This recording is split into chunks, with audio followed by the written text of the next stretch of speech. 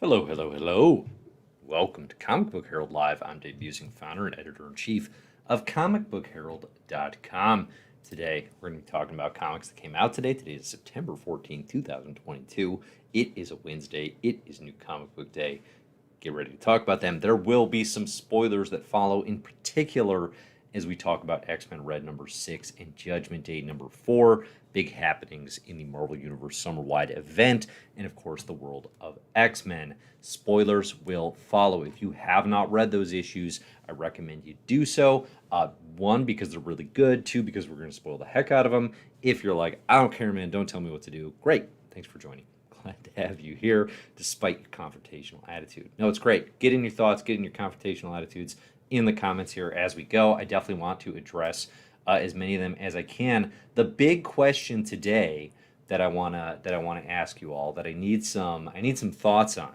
I need some advice on. I'm writing a thing about it. Where do you think Judgment Day is going?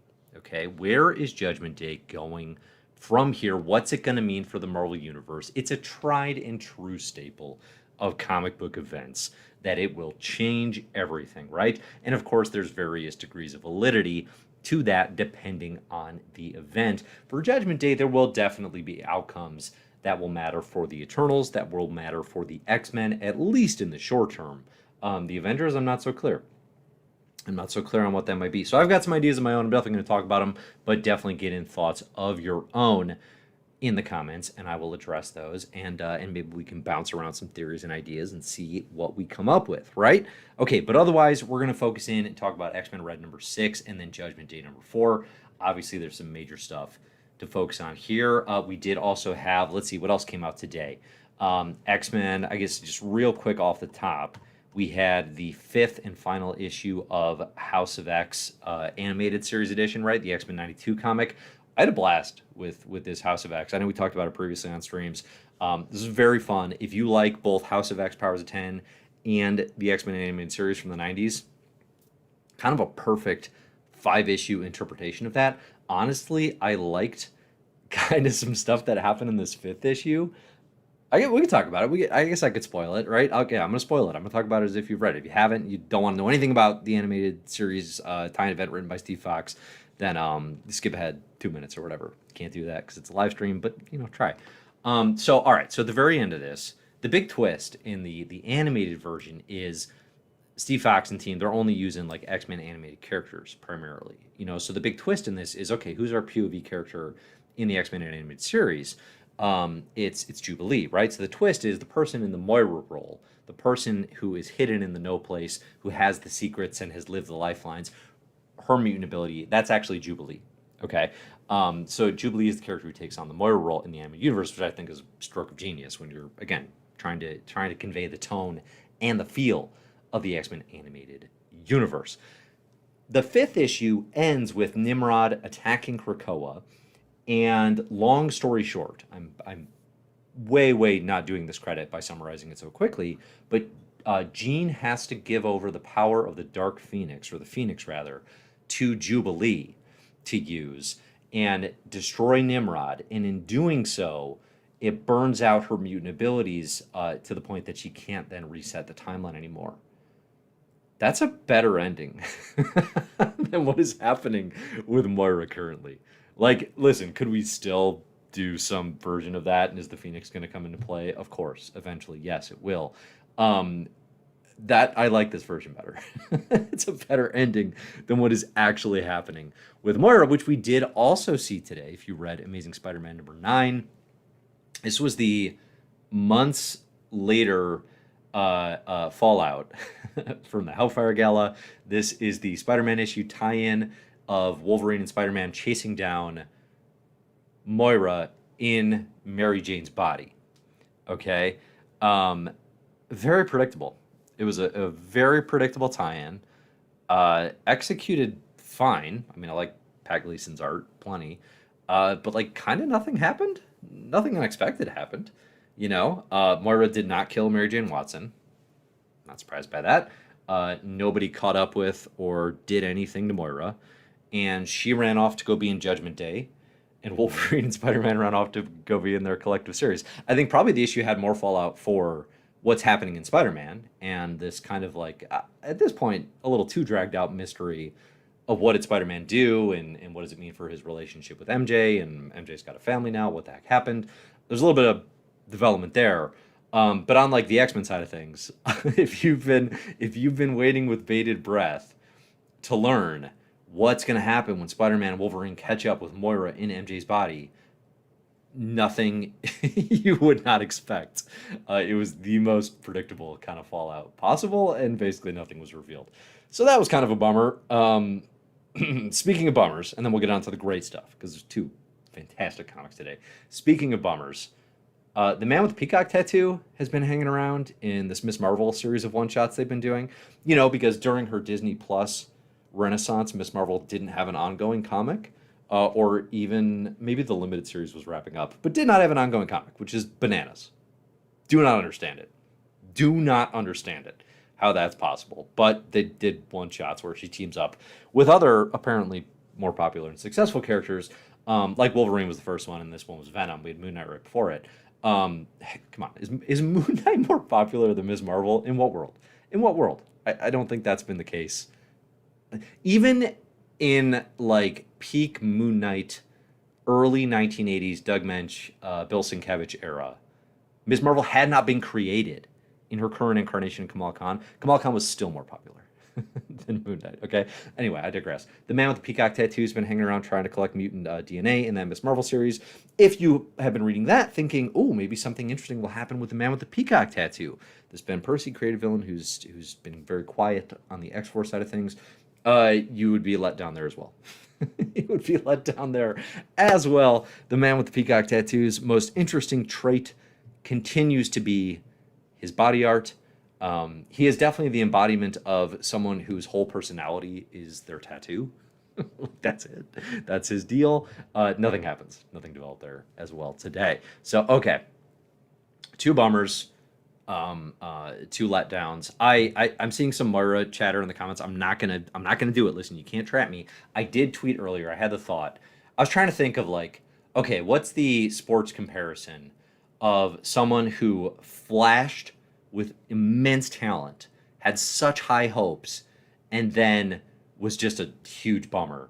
And that led me to tweet, Moira X is the Ben Simmons of X-Men. I think Ben Simmons is probably our best modern comp for just immense talent, could go anywhere, could do anything, and now they mostly just kind of maybe look interesting on the bench. Like that's their role. So I don't. If you have a better one, if you have a better comp, I feel like it's out there. I feel like it definitely exists. I'm seeing Kanye pitched. Kanye is different. Kanye's totally different. And here's the reason why. It's a shame, but Kanye just, I don't understand it, but he just stopped doing anything after the very good Life of Pablo in 2016. It's a shame he stopped releasing music after that point. Storied career. Listen, you'd be hearing a lot more Kanye reference from me if it was still in any way cool to do so. It very clearly is not. But tremendous legacy from 2004, really earlier, right, with Blueprint and stuff like that. 2004 to 2016, Life Pablo, and then he just stopped making music, right? It happens. Sometimes people just fade away and you never hear from them again. And sadly, that's what happened with Kanye. Moira's, though, is like, that is a flash in the pan burst of exciting potential. Okay, so definitely not somebody who has like a legacy, like a long-running legacy. Ooh, I'm saying, okay, Open Mike Eagle here in the chat. Thanks for joining, Mike. It says the Brooklyn Nets. That actually might tie into my Ben Simmons comp better even than Simmons himself. The Brooklyn Nets is a good pick. That's like already, I don't know, that like I guess the Nets still could kind of make some noise, right? Like don't they technically they still have Kyrie and KD, just everyone's unhappy.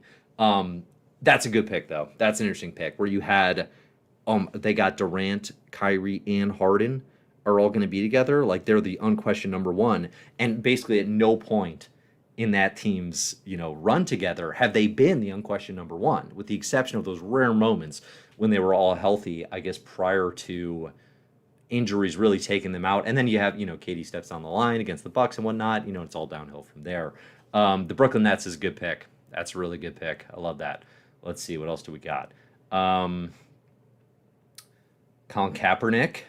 Okay. We'll never know. We'll never know because the NFL clearly colluded against keeping him in the league, which was some BS. I will say the Colin Kaepernick game against the Packers, the playoff game against the Packers, where he just made it look like, oh, like if you're like kind of fast, you can just run all over and out of, like he made it look so easy to just do anything you want. I will always remember. I've so rarely seen a quarterback make an opposing team look that pitiful. And as a Bears fan, that was delightful, right? I'm like a side Packers fan.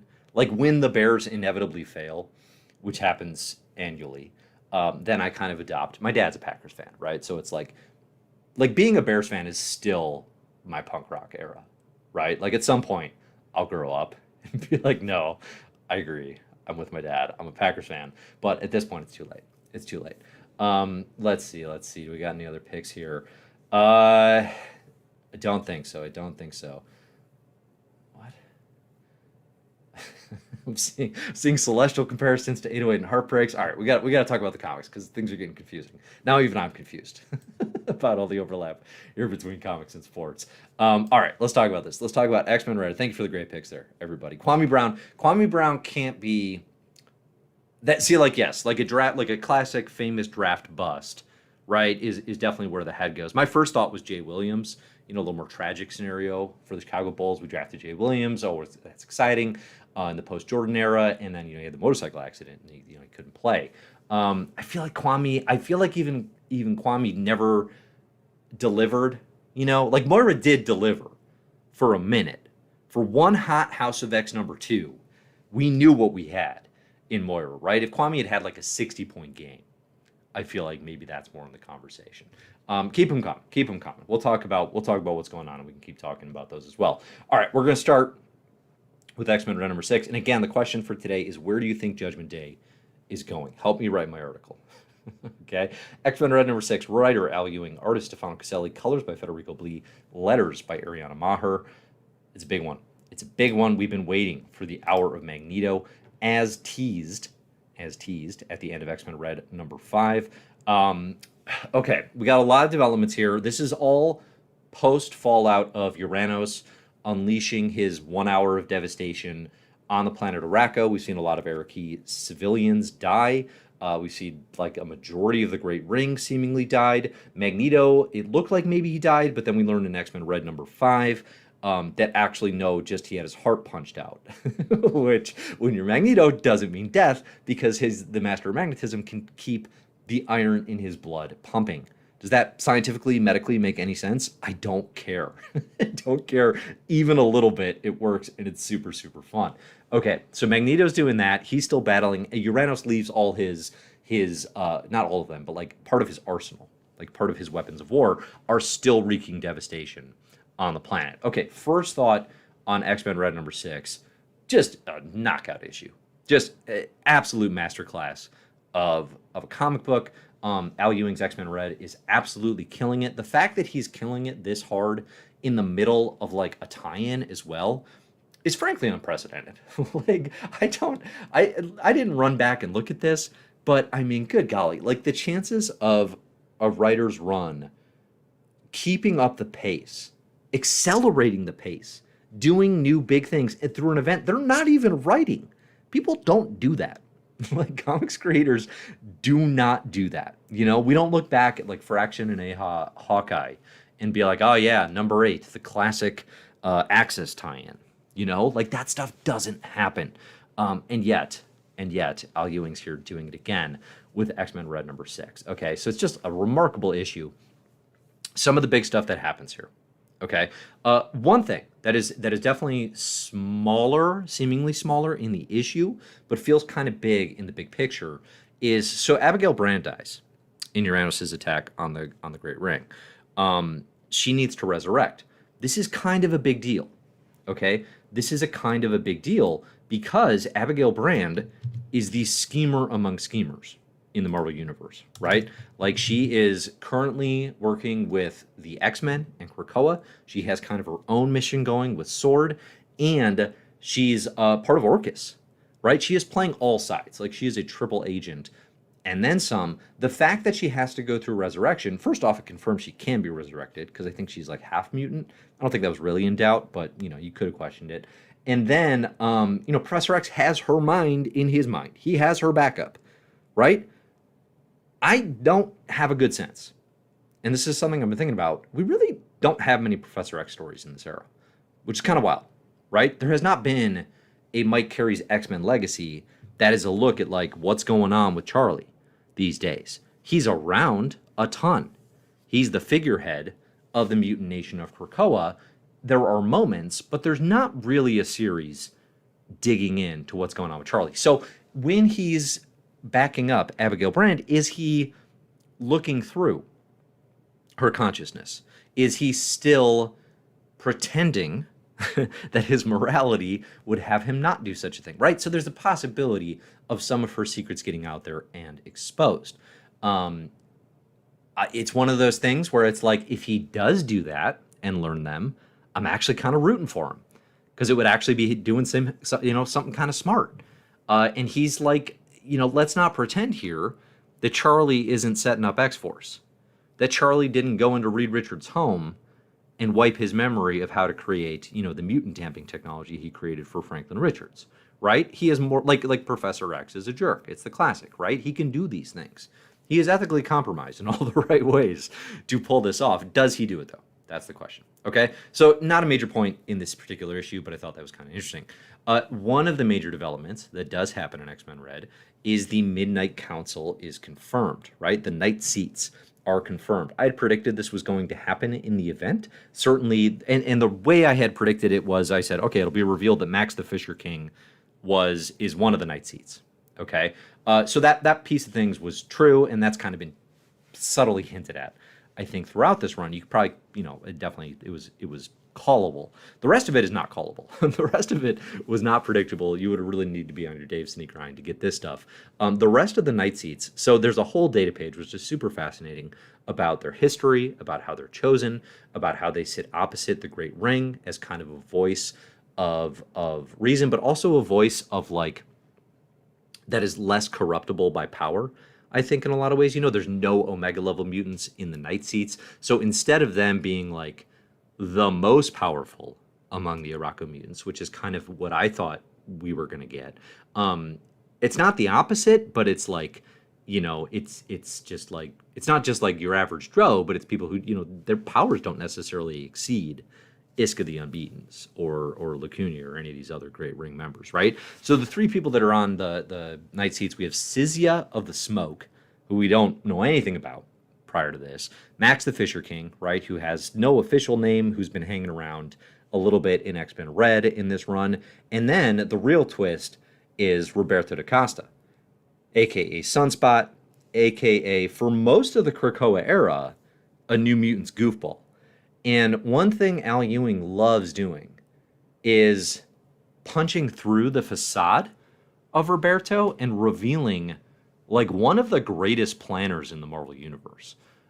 Ewing does this a ton, following in the wake of Hickman's New Avengers, where Hickman kind of elevates Sam and Bobby to interesting status as kind of leading their own Avengers squad. Ewing takes that and runs with it in his own run on New Avengers and sets up Roberto as kind of the master planner of, Avengers shenanigans. Now, those runs never click for me the way that Ewing's best stuff does. Best stuff being books like Ultimates, Immortal Hulk, and now Sword and X-Men Red. But nonetheless, you can definitely see the continuation of that interpretation of this character in him scheming for a spot on a section of the Great Ring that nobody knew existed. Like, how Roberto made this happen, I have no idea, but it's super cool. It actually does work with this character's nature of planning. And it's like one of those things where it's like, well, I don't totally know what that means, other than there's a contingency in place and there are citizens of Arakko occupying these night seats who have plans for what can happen with the planet now that it's been assaulted and attacked by Uranos, right? Interesting development and a fun twist. And I think it lets Ewing continue to do this interesting interpretation of Roberto da Costa, who, again, like, definitely I think was a little too much in just total goofball mode, particularly throughout the Hickman written issues of New Mutants. Okay, so that all is confirmed. We do in fact have our night seats, which was not unpredictable, but definitely the people on them was. And then we have this big moment of Storm is first off just the coolest, and second off she is feeling out like, okay, what is happening with everyone? Like what is going on Araka? What do we need to do? Through that we learn that Magneto is in fact alive, right? But that he is struggling.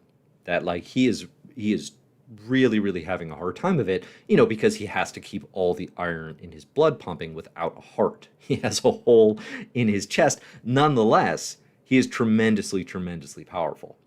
Okay, he is tremendously, tremendously powerful. I'm seeing here in the notes that the Fisher King is not named Max, that is Magneto's name. Yeah, that's right. Maybe just the Fisher King calls Magneto Max, and therefore I started calling him Max the Fisher King in my head. I think you're right. And I don't know why I did that. But yeah, so Storm is seeing what's going on with Magneto. She shows up. She's able to like supercharge him with lightning. They basically like get it on the battlefield. Like basically they do it through a mutant synergy. It's erotic, it's sexual, it's violent, it's powerful, it's all the above, and it's also drawn quite well by Stefano Caselli with colors by Federico Blee. This issue is just so cool. It's so cool seeing these two Omega-level mutants connect in this way on Planet Rocco. The downside, one of the biggest downsides for sure, is Magneto is struggling, right? And kind of the whole undertone of X-Men Red #6 is like, well, how's he going to get out of this? Because what was previously established in X-Men Red is that Magneto cannot or will not go through resurrection anymore. Like basically as part of the contract of joining the Great Ring, as part of respecting their own cultural norms and kind of what it means to be Arakean, Magneto and Storm both say, okay, we'll get rid of our Cerebro backups. We will not be going through Krakoan resurrection. There's the call out that, well, you could still be resurrected through the Scarlet Witch Magic Gardens situation, and that one's still in question, I would say. But Magneto's, I think, answer at the time was basically like, that is against my wishes. I do not wish that, which is basically last will and testament stuff. So they can't be resurrected. That's already been established, right? So Magneto getting a hole punched through his chest, kind of a bigger deal than the rest of our Krakoan faves, which sets the stage for Judgment Day #4, which definitely should be read after, right? Which clearly should be read after, as was announced, and as it is ordered on the CBH Judgment Day reading order. So, okay, we're going to get into Judgment Day #4 next, and then we'll talk about the fate of Magneto. First, I'm going to take a drink, and I'm going to read this super chat that came in, and we can talk about that.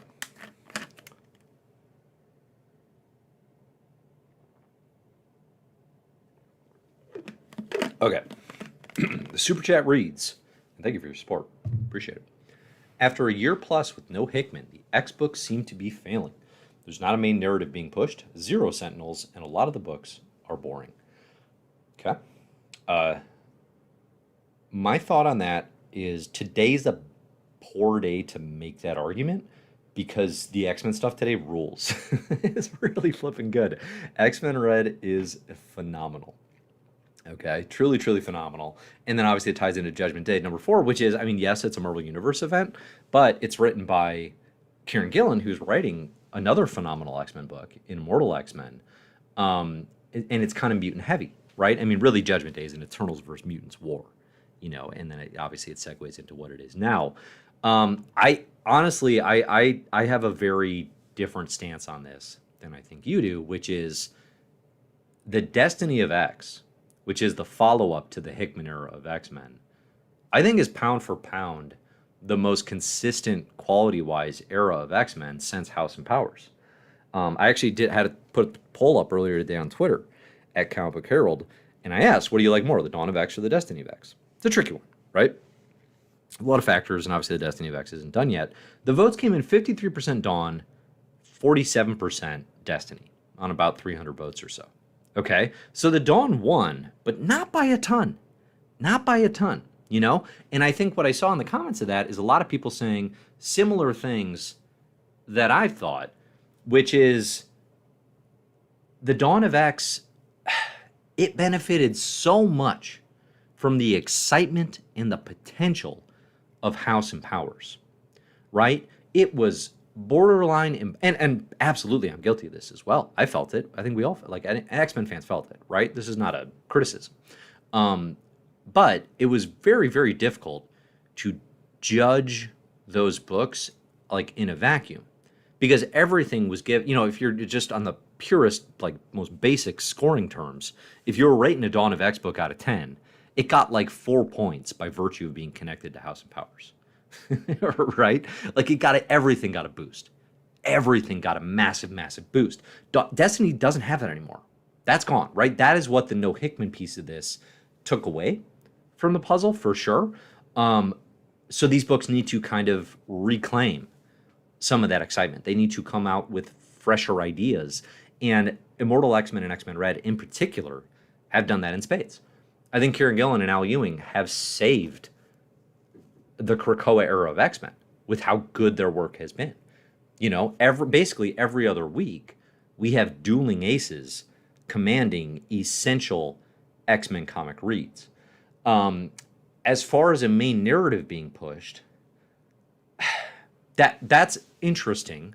I think that's been a problem really for every piece of the puzzle here, like even when Hickman was here. I think Hickman was the guiltiest of this. He was very much in write anything mode. We'll have years and years to flesh this out, was the implication. And then as a result, the main narrative was often unclear. I think there is a main narrative. I think it is Immortal X-Men primarily, right? I think it's what Gillen is doing with Mr. Sinister and Destiny and their kind of centuries-long war to establish what the future of mutant kind is going to look like. That's the main narrative. The core book to tell you what it is Immortal X-Men #1. And then since that time, we've been bouncing around a lot, but that's the main narrative. Is it as consistent across the line in terms of focusing on that? Absolutely not. No, definitely not. But yeah, I don't know. And then obviously, as far as the books being boring, tastes are going to fluctuate wildly on that. I actually think the Destiny of X has been top to bottom, again, I think the highest consistent level of quality of any of these eras. I would put Immortal X-Men and X-Men Red up there with anything. I would put Sabretooth up there with anything. New Mutants has been very good. X-Men is consistently okay and sometimes good. Marauders hasn't won it for me yet. The last issue was my favorite of the bunch. Legion of X, I don't think is working. Knights of X, I could take or leave, right? So you're going to get hits and misses depending on your tastes. But I think the top of this, I always look at okay, do we have a starting five? Right? Does the X-Men, if we're going to have all these books coming out, do we have a starting five? And I think the Destiny of X pretty clearly does. It really does. We have Immortal X-Men, X-Men Red, whatever Victor Laval wants to write. So Sabretooth, it's going to be Sabretooth and the Exiles, New Mutants, and I guess we could put X-Men in there as our 5, right? So we're a little weak at the shooting guard, right? Classic Bulls problem, we don't really have a shooting guard. Classic D Rose era Bulls problem. We got Keith Bogans at the 2, okay? But otherwise, there's some good X-Men comics coming out. So no, I guess I don't really agree with sentiment, but I appreciate that you're putting it out there. I think this is. That is definitely something that if you said that a year ago, and you were like, this is probably what people will be saying, you would have found a lot of agreement. I think as the piece of it that I probably connect with the most is the idea that the main narrative is unclear, because that piece of it can be tough. That piece of it, I think, could be sold a little more clearly. Okay, so. Let's see. Yeah, keep getting questions, keep getting comments like that. It's good stuff. All right, so let's talk about Judgment Day #4. We got writer Kieran Gillen, art by Valerio Schiti, Marty Gracia, Clayton Cowles on letters. All right, big stuff that happened here in Judgment Day #4. Number 1, the Eternals brought the X-Men into a Unimind. So Druig brings the Unimind to attack Krakoa again. He's like, all right, we can defeat them this time. Like they're weak. They're gonna struggle. Okay, let's bring the X-Men, or rather, let's bring the Unimind back. Incredible visuals on this version of the Unimind by Sheedy and Gracia, by the way. The Eternals that, like our beloved Eternals, the characters that we know who are not working with Druig, they're working against the Eternals, they sabotage this. They bring the X-Men into the Unimind, and as a result, the votes go towards Eros as the new Prime Eternal. So they like sabotage this plan with the Unimind, and they decide to vote in Star Fox, recently resurrected and freed from the exclusion, Eros, aka Star Fox, as Prime Eternal, aka, by the way, brother of Thanos. Okay, which you feel like would be, I feel like that would be a knock against him. I feel like his most recent arc in the Donny Cates Guardians of the Galaxy, where he like burned off half his face and was acting real weird, should work against him. But whatever, they don't know about that stuff. Okay, so all of this kicks Druig out of power, which makes him desperate enough, as they're doing this, to finally release Uranos on Earth. Uranos being the sort of grandfather of Thanos, the one who annihilated vast majority of Araco and punched out Magneto's heart. Okay, so that happens. It's been a long time coming. We knew something was going to make Druig desperate enough to release Uranos another time. Apparently, it was voting in Ziggy Stardust era David Bowie as Prime Eternal. Bowie, Bowie, Bowie, Bowie, Bowie, Bowie. Right? He's Prime Eternal now. Okay? So Uranos is loose. He's pulling out his war machines. That is creating hell on Earth. Again, all of this is occurring with the backdrop of a baby Celestial created by Eternals, Tony Stark, and Mr. Sinister judging all of humanity and primarily not judging them well. We do get a ton more individual glimpses into the Celestials judging process, including a fantastic judgment of Victor Von Doom, where the Celestial says, all you have to do is say Reed Richards is smarter than you. Von Doom laughs in his face, walks away, and passes himself. Perfect. Perfect Victor Von Doom interpretation. I loved it. The general trend does continue to be, if you're cool as hell and act tough to the Celestial, you will pass. If you have doubts and could be perceived as a wimp, you will not pass. Okay? That is the general trend. And I'm increasingly thinking there is some sinister meaning in this. I am increasingly thinking that those who have passed tell us a little about the Celestial's worldview, and that worldview feels increasingly in line with a certain sinister someone. Okay? I wonder what you all think about that. But that is definitely, and it's about like Cyclops passed easily. Nobody loves a Scott Summers like Nathaniel Essex, right? Nobody. Not even Jean, not Emma, nobody. Okay? So all that's happening in the backdrop of all this, as Uranos is wreaking hell on whatchamacallit on Earth. Magneto and Storm, they pull in the wild cards. So this is where we get the X-Men Red connection. Tony Stark's doing some kind of work on the portals. I don't know, whatever it is Tony does in events like these. And Magneto and Storm come back from Morocco. They're there for revenge. They want to fight Uranos. They do. Okay? They fight Uranos. They turn his weapons against him. And they defeat Uranos after his weapons are turned against him. Magneto finally, seemingly dies from his injuries. Okay? For real. This is the biggest moment, certainly, of the two events. We definitely have talk about the permanence of this, I suppose.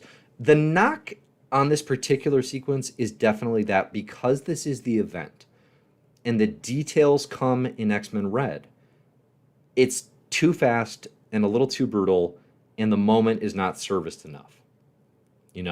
I think having read X-Men number 6, the build-up is so good that then when you get to Judgment Day number 4, which I think is a good event issue, but when you get to the issue, the Magneto and Storm moment is not... You want more of that.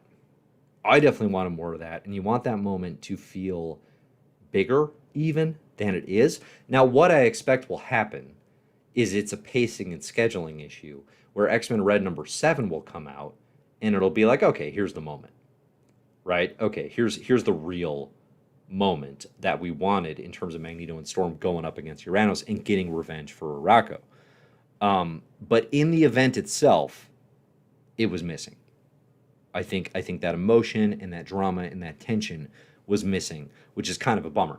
As far as the actual just like, well, what the plot of it, what actually happened, it makes a lot of sense and it's pretty effective. Okay, so you've got the Celestial judging Earth, you've got Uranos free, they have to stop him because he's going to kill everyone before the Celestial even passes judgment. And remember, as all this is happening, they're still like holding out hope in an off chance that the Celestial gives more people thumbs up than thumbs down. Now, it's pretty clear, like from the way this has been trending, that we've seen way more thumbs down than thumbs ups. I think, the thumbs ups seem pretty rare. But nonetheless, there's still like a chance. So they're treating it as if there is, and Magneto dies in the midst of that, protecting, Earth and Arakko and his people, and I think it's for real. I do. I think it's for real. Now, we've been living through this era of superhero comics where the death of death is all the rage, right? It's post House and Powers. We have Resurrection, Immortal Hulk. The Hulks are immortal. We've got Valkyrie dealing with the death of death. We've got the Eternals, of course, with their resurrection through the machine. The death of death is all the rage. Doing a story that is a death of a character can feel very flat. I think in the case of Magneto, it's pretty intentionally done to not feel that way. The Krakoa era for Magneto is a failure. X-Men Red has primarily been about his leaving the Quiet Council, this mutant nation that he's never been more proud of anything to build, of leaving that, of feeling dejected, of feeling like a failure, of finding a new home in Arakko, in something where, but also like in the midst of that, and finding this new home, swearing off immortality. I think what you have, Storm already came to this revelation in Giant-Sized Storm. But for Magneto, I think you have this moment of seeing how the schemes with Moira failed, of seeing how the Krakoan experiment is built to spill. I don't know why I'm referencing one of my favorite 90s indie rock bands, but it works. In seeing all that, Magneto's like, I actually don't want to live forever. Why would you want to live forever? I don't think he wants that anymore. And that's a big part of coming to Arakko, and he actually, gets his, I don't know about his wish, but he gets to live and he gets to die doing what it is he does best, frankly. So I think that is done with intention. And I think it works, and I think it has an emotional impact. Again, I think X-Men Red number 7 is going to be essential in selling the emotional impact of this. If you just go off Judgment Day number 4, it's going to feel a bit hollow. Now, this is superhero comics. We will see Magneto in stories again. Okay? It's gonna happen. The question really just is, how quickly is it going to be retconned? Is this an immediate next issue, he's not even dead situation? Is this we have a few issues of debate and Professor X overrides his wishes and just brings him back anyway situation? Or is it what I think it is, and we're looking at 1 to 2 years of Magneto having died heroically in defense during the Judgment Day Wars? Those are our options, I think. Those are our big options.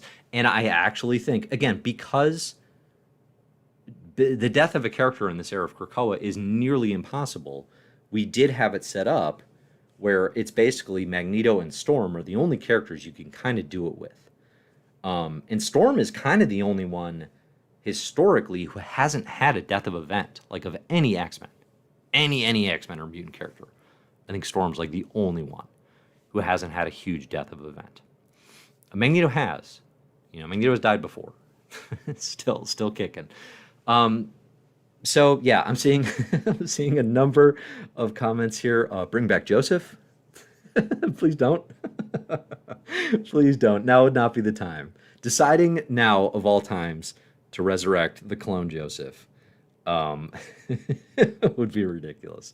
That's a pretty funny idea. But yeah, I think we're actually looking at Magneto out of the comics for a minute until some bigger future event. Now that kind of sucks, you know. I prefer X-Men comics with Magneto in them. I prefer X-Men Red with Magneto in this book. Al Ewing's been writing a really good Magneto. Okay, so it's a bummer, but it's supposed to be. It's supposed to be, and you can forget that. You know, for all the folks who said, "Oh, there's no stakes anymore," with X-Men comics, like this is a way of establishing that. This is a way of establishing that, despite Krakoa and Resurrection still very much, kicking. Okay, I'm gonna take a sip, and then I'm gonna talk about the reason why Magneto might be back way sooner than we think.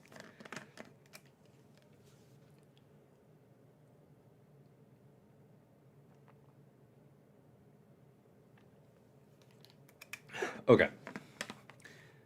The one reason I think I might be dead wrong on the Magneto thing, too soon, too soon. The one reason I might be very wrong on the Magneto thing is the Sins of Sinister is approaching. And I fully expect the Sins of Sinister to kind of be doing an Age of Apocalypse kind of thing, where it's a bit alt reality. I think we're going to get some new designs, some different looks for characters, that sort of thing. If Sinister is watching all of Judgment Day and taking it in, and then is going to reset the timeline, and kind of what's the word, like manipulate Judgment Day to bring about the future that he wants, that could easily also bring back Magneto, right? Like if we get a timeline reset, you could just have it where Magneto's back as a part of that. Now, you could have Sinister say, okay, we'll play out everything exactly the same. Magneto still does that thing. He still dies, and then I change something. You could do it that way. But the Sinister Moira clone reset button makes it very easy to bring back Magneto. Very, very easy. I still kind of don't think that's going to happen. Not the reset. I think Sinister's got schemes going on here. Right? I think this is ultimately where this event ends. But I do think Magneto is going to be down. I think he's going to be down for the count for a minute. It doesn't seem like most people in the comments agree. It seems like most people think Magneto's coming back, and he's coming back fast. I mean, I wouldn't be bummed out by that. I definitely. Like, I would not be bothered by that. Like, this X-Men Red is a more interesting book with a character that complicated. And it wouldn't be that hard either. There's a million ways you could do it, right? You could even next issue just be like, oh, we got him to the healing gardens and got you a new heart. Here you go, Max. Like he wasn't ever really dead.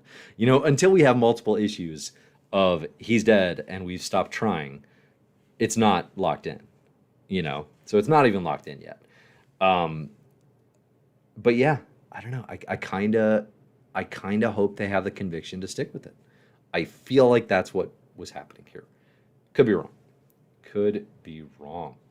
I'm seeing, isn't Magneto in the solicitations for January?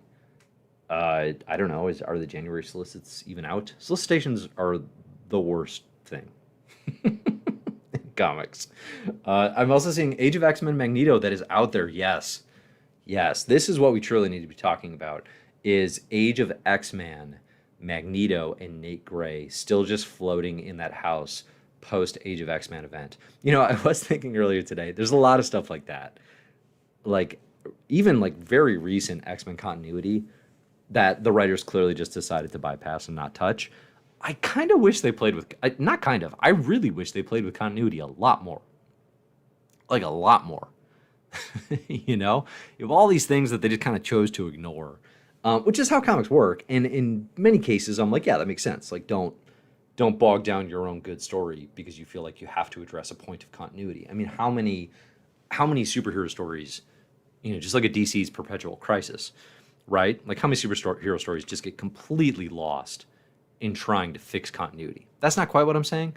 I'm thinking more about like, do something fun with that weird Age of X-Men Nate Gray untouched thing going on. Do something fun with, hey, whatever happened to Professor X coming out in a Steve Rogers lookalike body, calling himself X, right? Like, what was the gap year? Like, even just like a few pages of like, well, what was that like? What happened? Those sorts of things. Those sorts of things. I would like to see them play with a heck of a lot more. Okay. We got a super chat here. It says, Claremont loves the Teeny Howard stuff. Thoughts? Feels accusatory. That's great. That's good. For Teeny, I bet that feels really, really nice to have a co-creator of Excalibur say, hey, I really loved your Excalibur stuff. Obviously, that's super cool as a creator. I don't have any thoughts beyond that, right? I feel like you want me to say something more negative. I don't look to Chris Claremont for comics recs. I would be curious to see him start posting them. If his Instagram turned into like, hey, here's 5 comics I loved this week, I would eat it up. I would absolutely eat it up. But that is good. Like it did seem initially like Claremont had a F. Le Croco era attitude. That there was definitely kind of a. It seemed like people were talking to him at cons, and he was like, House of X stinks, doesn't make sense. Here's why. And it was the very sort of sad and bitter response of like someone who so clearly still wants to be doing X-Men. I think that's the thing with Claremont is like he, at no point in the last 30 years of him not being the guy on X-Men has he ever not wanted to be the guy again. Like, I think that is pretty consistent. If you look at his interviews and stuff he says at cons and all that, it seems he has turned the corner on that because he wants to be involved again, and he's saying nice things about it again. But I'm not saying he's definitely a part of that. That's cynical. You take his word at face value, and he enjoyed the run. Good. I mean, it's very like Teeny Howard's Excalibur and Knights of X, very reverential of the Claremont and the Alan Davis Excalibur. I mean, absolutely, right? Like, if you're going to make a point of, like, bringing Kylun into the series, like, you love that stuff, So, yeah, that makes sense. But otherwise, I will not be stepping further into that trap. Thank you. All right, let's see. Do we have any good questions or thoughts? Because I think otherwise... Oh, okay, so we talked about the death of Magneto, the ending of Judgment Day feels like maybe something worth talking about. And the progenitor decided it was time for Rapture. They did ultimately decide, humanity sucks. And I thought Gillen's writing here was, again, this is where you can take an outsized ham-fisted metaphor and kind of have it really work, and really bludgeon you over the head with some heavy metal. And in this case, it was him saying, humanity always does this. It's always tomorrow. It's always, the argument, the writing in these events is always, we can be better. Not that we are, but we can be better tomorrow. And the Celestial just calls him on that, right? The Celestial's like, that's bull. You say this every event. You say this, every one of these speeches goes exactly like this. And Gillen's spot on. It's a great bit of sort of meta criticism of comics and of how we kind of treat these things, which is saying, like, humanity is the idea and we could be so much better. And the Celestial's like, but you aren't.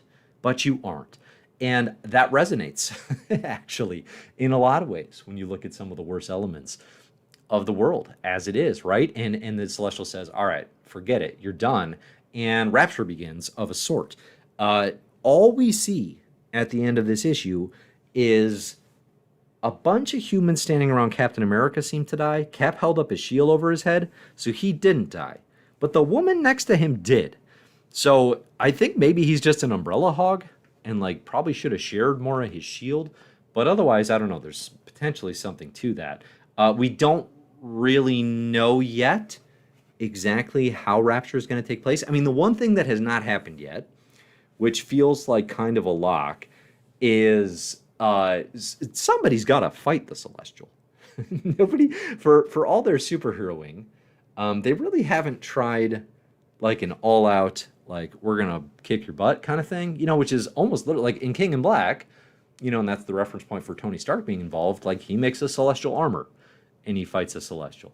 I know they don't have those materials anymore, but like we haven't really seen like a knockdown, drag out fight, to take on the Celestial. So I feel like that's in play. I think the other thing is like we have not seen the OG Celestials return yet. Anytime anything with Celestials happens on Earth, the original Celestials all come flying down, and they're all like, "Hey, we heard you're talking to one of us. What's up?"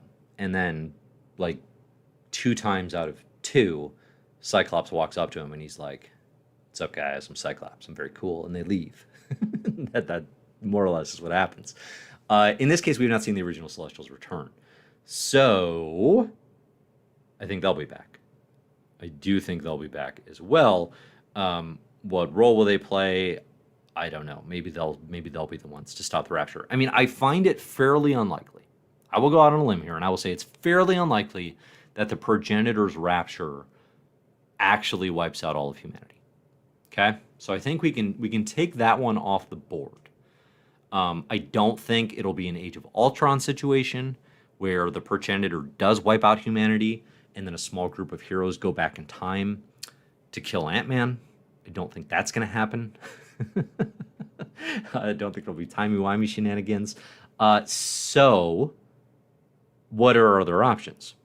If the Progenitor is actually declaring Rapture and wiping everyone out, then I think this is where Sinister says, "Okay, that's enough data accumulated.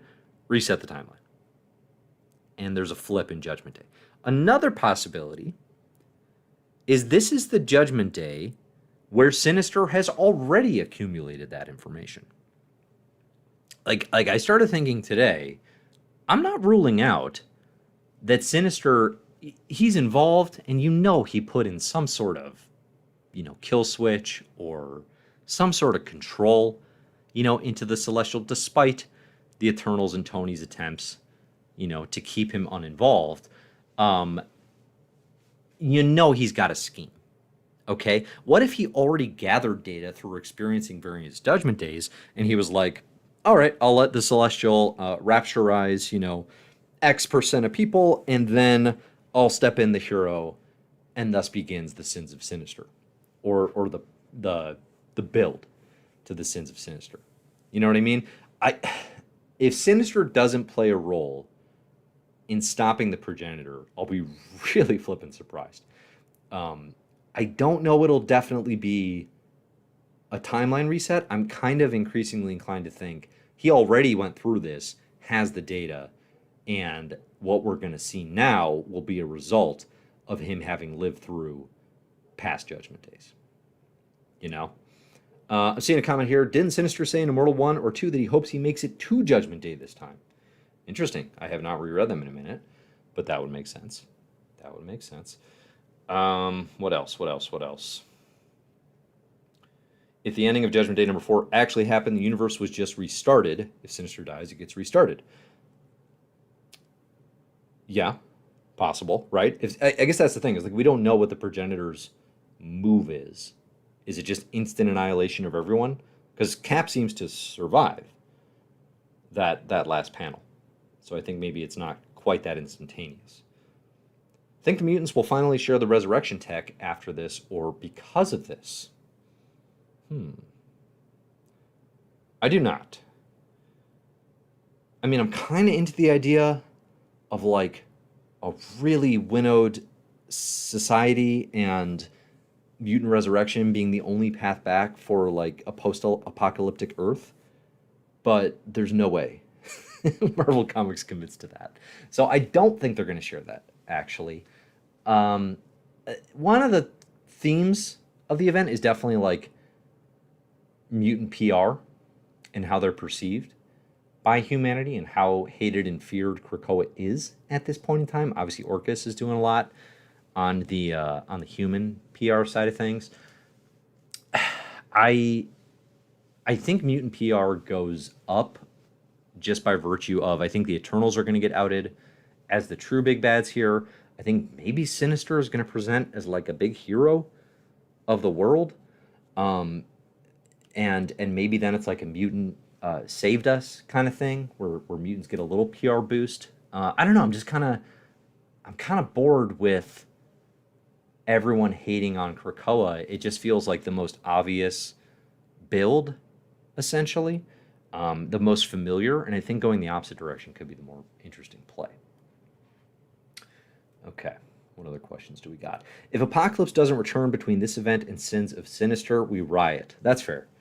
That's fair. I mean, there's still time for an Apocalypse return. You know, that is one thing I do actually want to celebrate here and say that I really like is Judgment Day is not holding back. Like, that is what is making this event very enjoyable to me. I mean, I still think at no point has a new issue come out and I thought like, oh, okay, no, it's average. I keep thinking it's good, and I keep thinking it's the best Marvel Comics event since 2015 Secret Wars, which happens to be my favorite comics event of all time.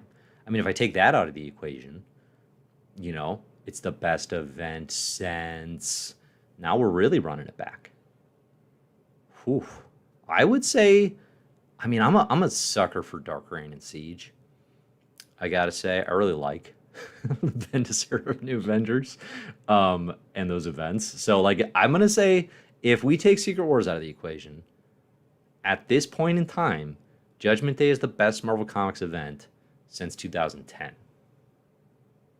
Possible I'm forgetting something, but probably not. Probably not. Okay, it's good stuff. Oh, all right. Are we counting House and Powers? We've done this before. Are we doing it again? I keep not counting it.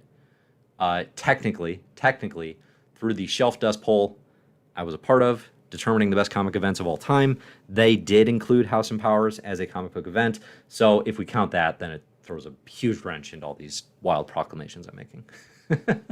If we count House and Powers, no, it doesn't work. It's the best thing since House and Powers. If we don't, run it back. Run it back. Hickman's Infinity. Not as good as you think. Hickman's Infinity is not as good as you think. It feels better because it's a part of Hickman's Avengers run, which I love. Absolutely love. And as a part of that run, it's fantastic and essential. As purely as a comic book event, it's good. I like it. It does deserve to be mentioned in the conversation here, for which one maybe you like more. But definitely it's not the knockout that you might expect. You know, it's no Secret Wars. Not even close. All right. What other thoughts do we got?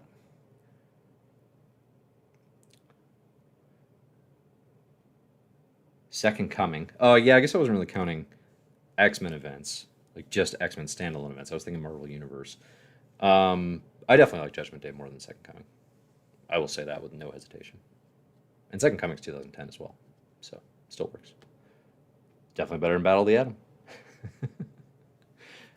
Okay, get in your questions. I'm going to take one more drink. I'll answer what I can.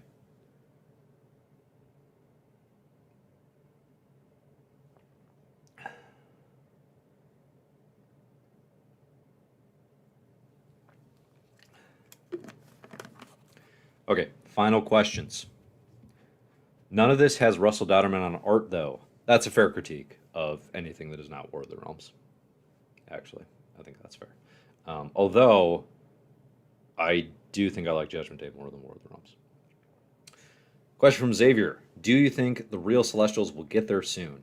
Listen, we're either going to see the Celestials in Apocalypse next issue, or we're not going to see them at all. Those definitely don't get dropped in issue 6. Now, I know there's an Omega issue, which tends to be epilogue-y.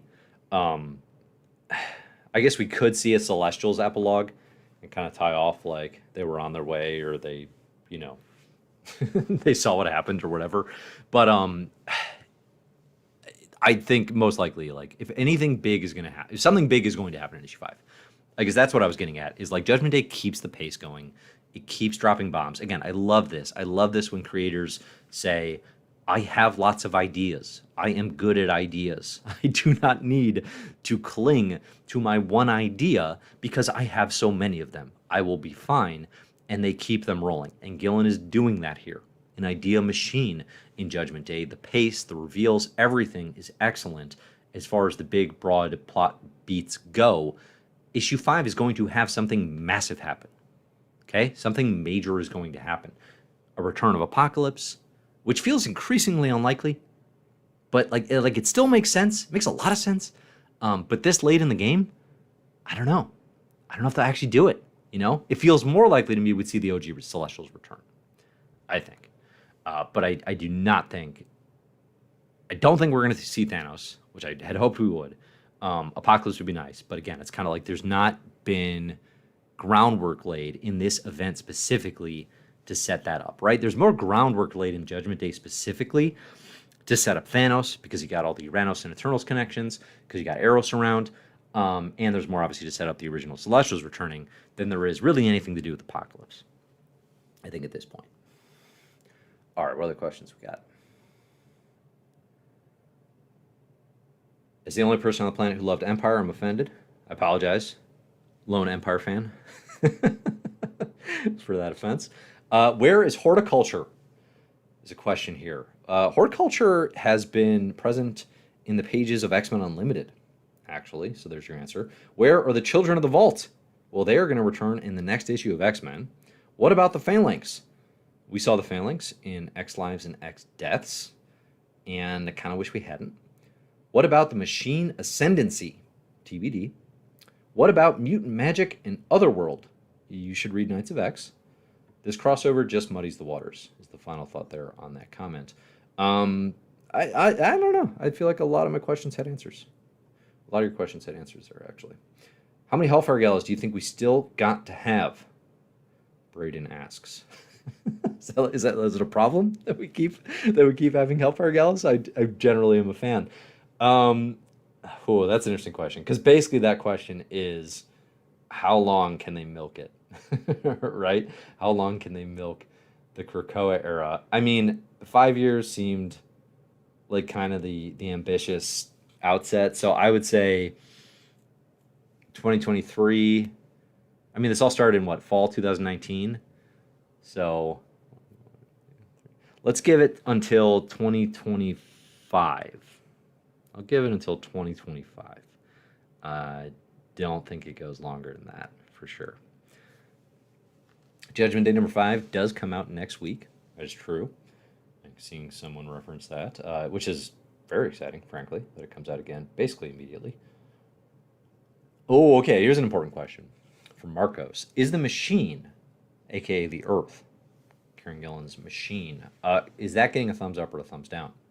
We have not seen the Machine actually judged by the Celestial. The Celestial said they would judge the Machine. I think the Machine is going to get a thumbs down. I think it's going to be destroyed, and I think that is going to be the end of Eternal Eternals. And it's going to set them on the path to become something new, to break free from their Asimovian ties to the Celestials. That's what I think. Nimrod just killed a Phalanx, I believe. What? Where? Where did that happen? Please tell me. I would love to know. Any thoughts on the progenitor feeling bad about the wife of the man who died for Mimitar's resurrection? Bad about the wife of the man who died. The progenitor is kind of mysterious and definitely more interesting even than has been led on to so far. I'm not sure that's ever really going to get addressed. That is something that doesn't really come up here, but like Gillen's been doing some interesting stuff with the Hex and their ties to humanity, and like that one agent of the Hex that was, texting with a woman like on a dating app. And is all that just fodder for more Eternal stuff down the road, or is it event relevant? I kind of feel like it's fodder for later. Are you more excited for a Captain Britain Betsy series or a Scarlet Witch series? Scarlet Witch series was announced today. Steve Orlando and Sarah Pacelli are going to be on that. Definitely Scarlet Witch. For sure, Scarlet Witch. Do you remember Onslaught? I do. Do you remember Onslaught? Let's see, what else?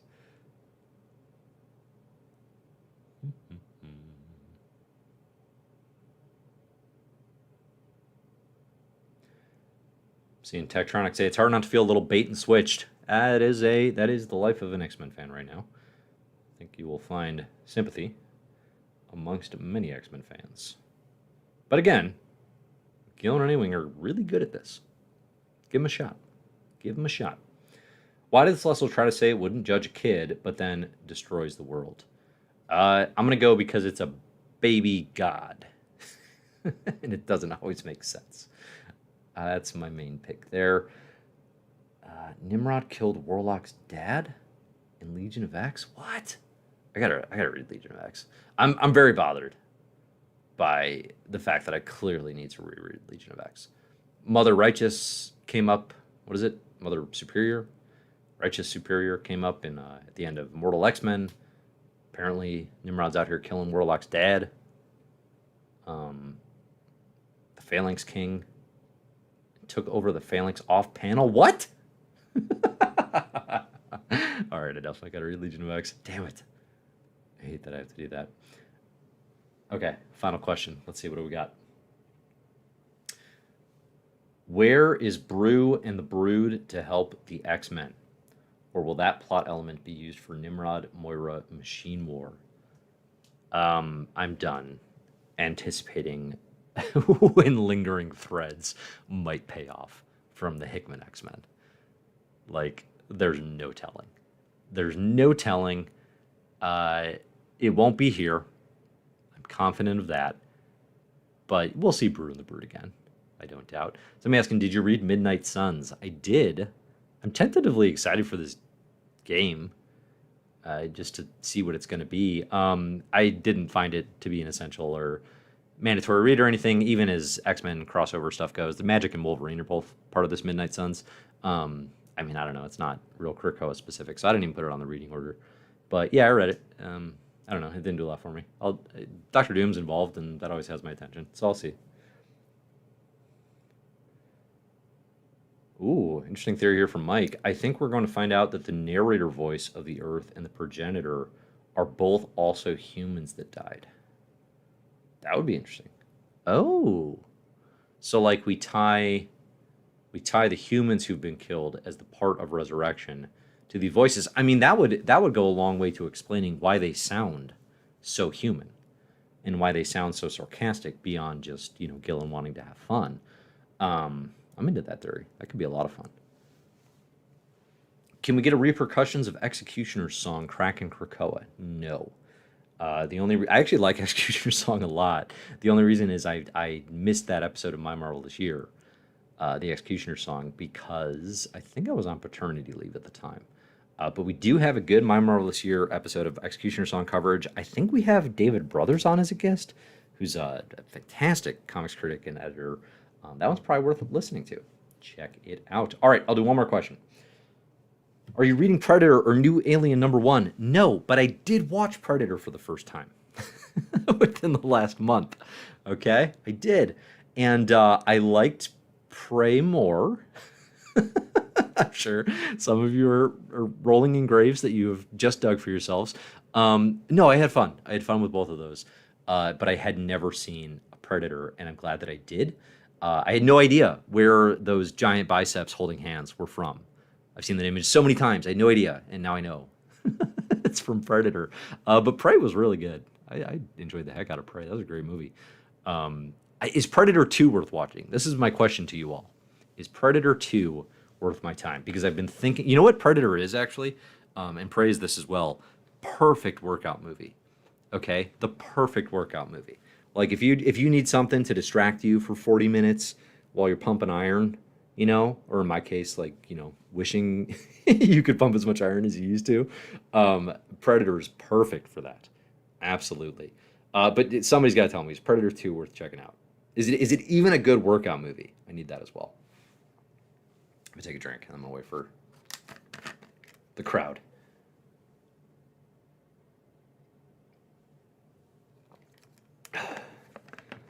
Hit or miss, depending on your tastes.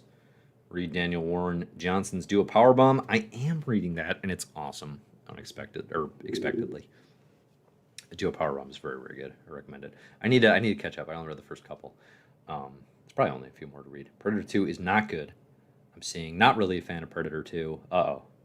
All right, fine. In that case, I am just going to... Ooh, what am I going to do during a workout? guess I'll just catch up on She-Hulk. I guess that's fine. Let's see. Predator 1 is great. So is 2. Oh, okay. If you aren't a hardcore Predator fan, I am not. Let's skip Predator 2. All right, I'm seeing mostly negative Predator 2 reviews. A handful of positive, though. That's good. All right, so we got Rex here for Predator 1. Pray, do a power bomb, and not Predator 2. That is where we're going to leave it. Thanks, everybody, for joining today. It's been a blast. As always, I really appreciate you coming and talking comics with me. And we will be here next week or whenever there's good comics again. So, thanks, everybody, for listening, and enjoy the comics.